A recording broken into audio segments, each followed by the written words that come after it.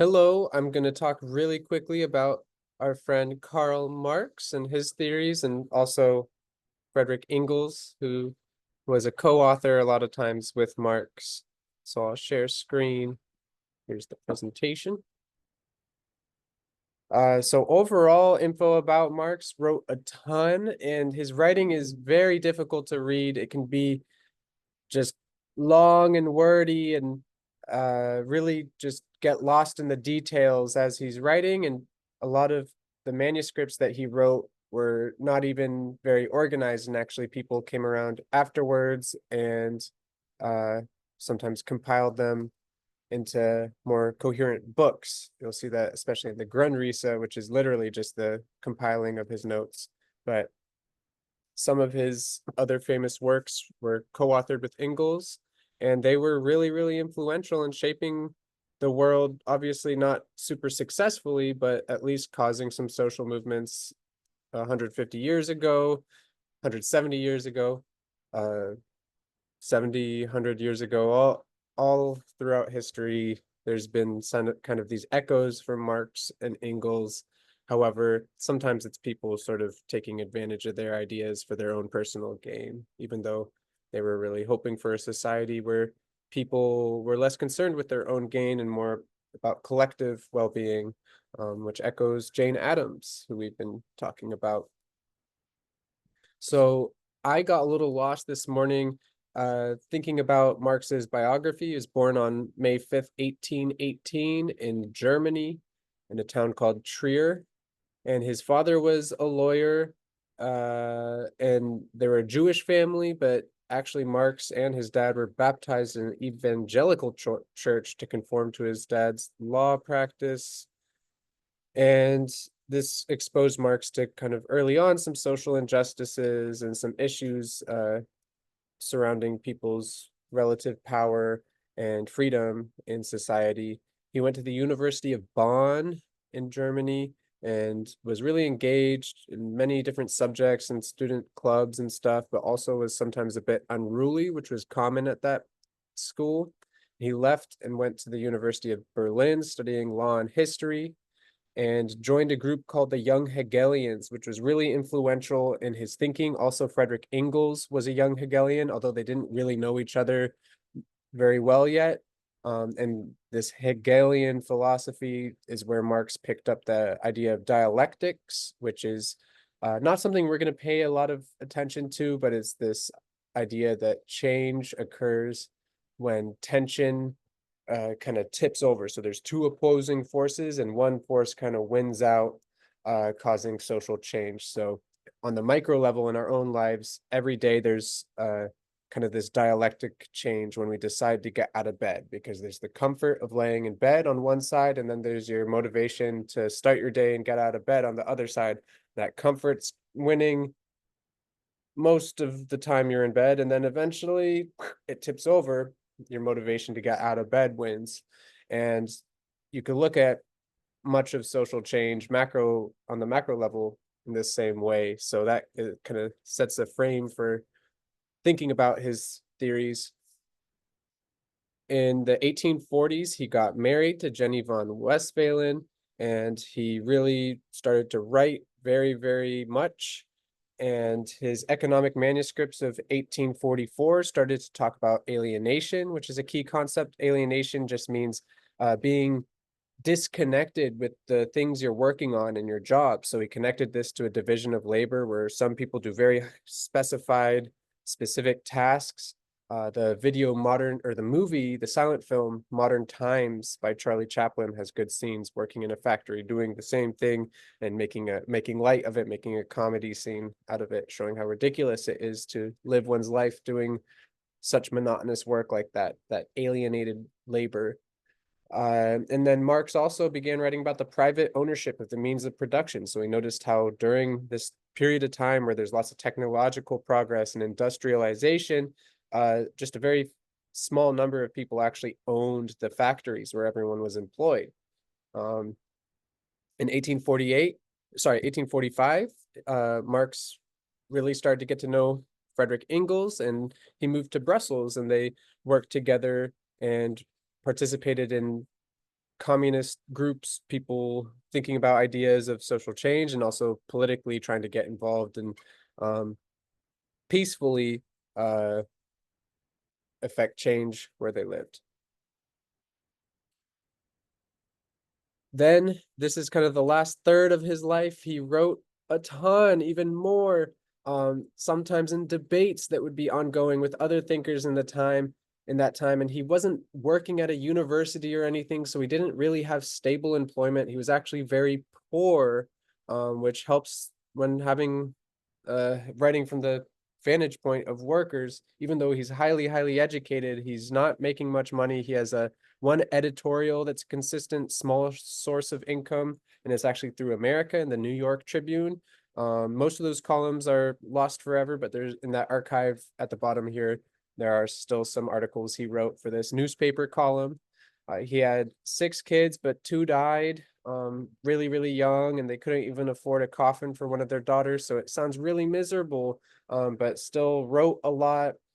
This is a time when a lot of the stuff we have today that's written by Marx was written. And of course, Engels was supporting Marx, editing, co-writing, and also financially supporting Marx because Frederick Engels came from a slightly more well-off family.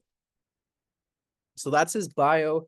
And then the concepts we're going to cling on to in this class. And of course, this is just a small little slice of concepts that we could take from Marx because he is a pretty influential theorist. But one that he begins Capital, the first volume of Capital, with is this idea of use value and exchange value. So he compares like a gold coin or something to a bottle of wine. I forget exactly what commodities he's comparing, but 2 different things. And thinking about a gold coin that doesn't really have any use value. You can't eat it. You can't, I mean, you can flip a coin, you can see heads or tails. But it mostly serves a function as exchange value, the price of something.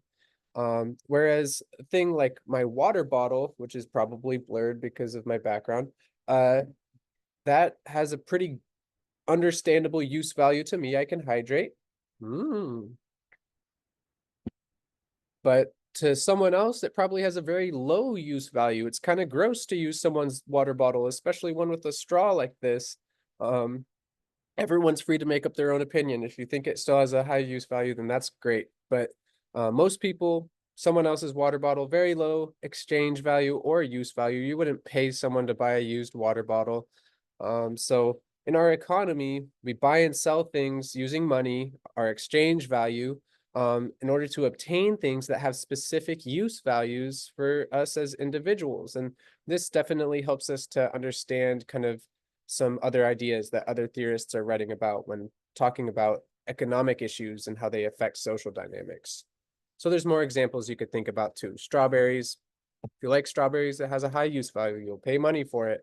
A brand new car, likewise, if you have nowhere to drive or don't have a driver's license, your use value for a car is a little bit lower. But the prices of a lot of these commodities are set by what are set by a market. So it's the cost of the inputs like materials, so the plastic to make this water bottle, as well as the labor. So the workers, the designers, the marketing team, everybody who has a job helping to contribute to this water bottle coming into being is contributing to the value of this water bottle, and it gets realized in its price, its exchange value.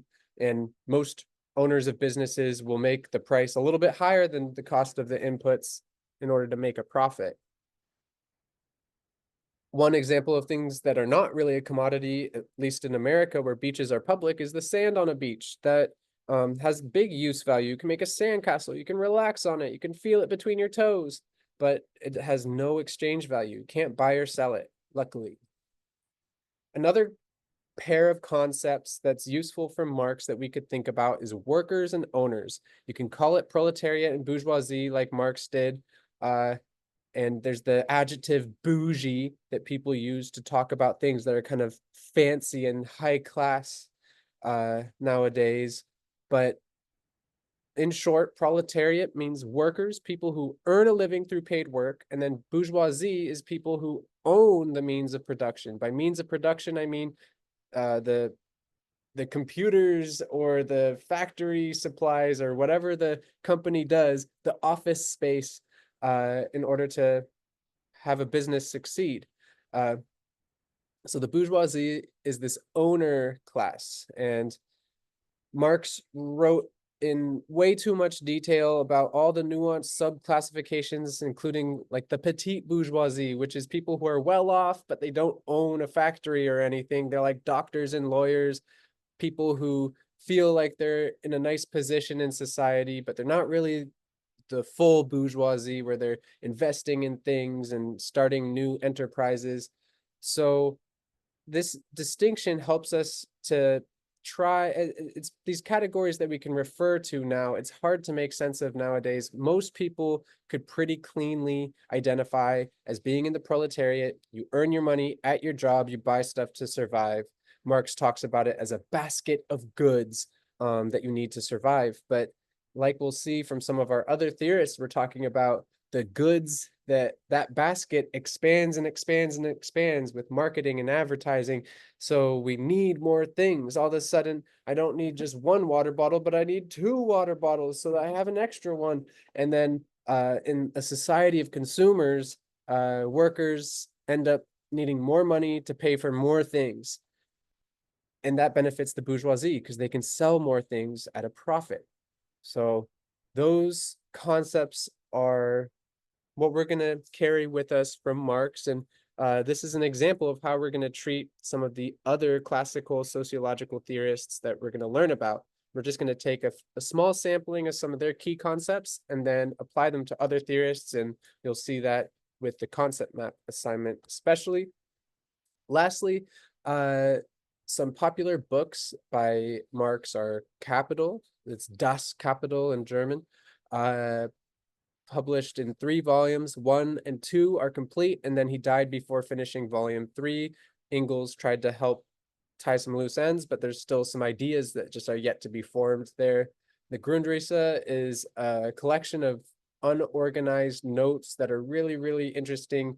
And as you see at the bottom, David Harvey, who's a geographer, he's from Britain but lives in America. He's like 90 years old now, and he makes wonderful videos explaining Marx and Marx's books. But Harvey also recently published a book explaining, it's a companion to Marx's Grundrisse. So it helps you to understand what Marx is talking about, has an endless amount of quotes from that, from the Grundrisse, and then Harvey kind of unpacks it, which is helpful. And then, of course, you've probably heard of it, the Communist Manifesto. I'm posting another video that explains some key ideas from that, from Marx and Engels. It's an excellent video from Australia.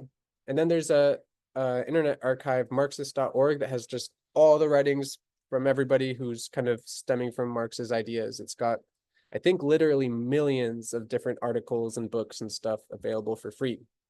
Nah, probably hundreds of thousands, or maybe just tens of thousands. I don't know. I'm exaggerating numbers. So yeah, that's what we got for Marx. Thank you so much for tuning in. Hopefully this video was a little bit shorter than the other ones, and have a good day.